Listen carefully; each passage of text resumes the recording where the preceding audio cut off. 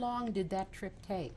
That trip took, I'd say 3-4 hours, if not more. I don't remember exactly. That was Auschwitz, that was Silesia. So we came into, it was Birkenau, there's the big sign, Arbeit macht frei, work makes you free. And they were there, SS, and they had Jewish commandos, they called them Canada, specifically for that purpose, to get the people out of the trains and get their belongings afterwards and all that. And they gave us the striped uniforms. And we come in to camp, the ones that were selected to work. And that was your father and you? That was my were still father together. and me. About 2 days later, they take him away. Where they took him, I don't know.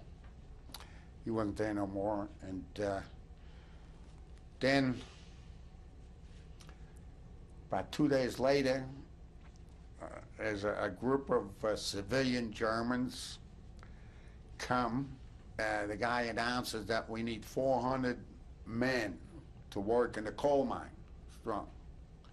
But nobody believed it. Nobody believed it.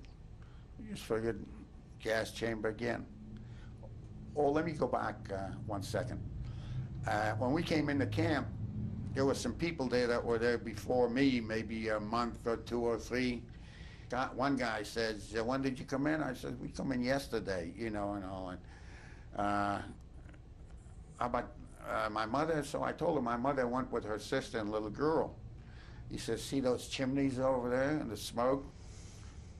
That's where you, just blunt like that, that's where they went. Something told me, my intuition told me that it is true, they're looking for 400 men because they were looking for healthy, not emaciated, to work in a coal mine. So my intuition told me, go. Got on the truck, we get to this place, two new barracks, without wires, nothing, except a couple, half a dozen regular Army and one SS camp commander. And the camp commander says, you go in there, behave yourself, and wait till you go to work and all that, and everything will be okay. So we were there for several weeks, maybe 2 or 3 months, and we had it like a regular work camp. We worked in the coal mines, worked at night. I forgot how many hours, 10 or 12 hours. And in the morning, we come up from the coal mine, we assembled. What was the name of that place? Ribnik, Charlottengruber in German, Ribnik. It was a little town. In fact, there's, a fellow just died. He lived in that little town. That was Silesia, that's Silesia near Katowice, Bendin, Sosnowiec.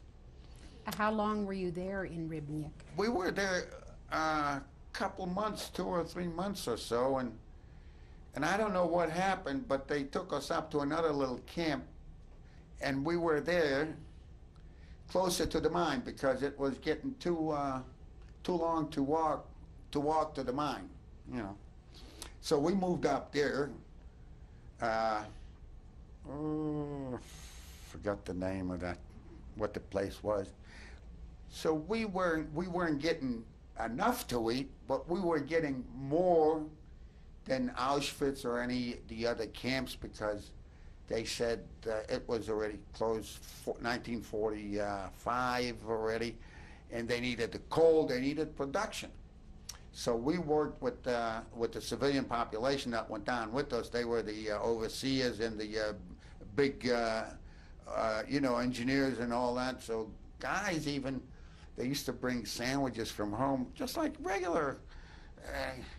He looked around, made sure nobody was there, and he slipped me a piece, maybe 2 or 3 bites or so.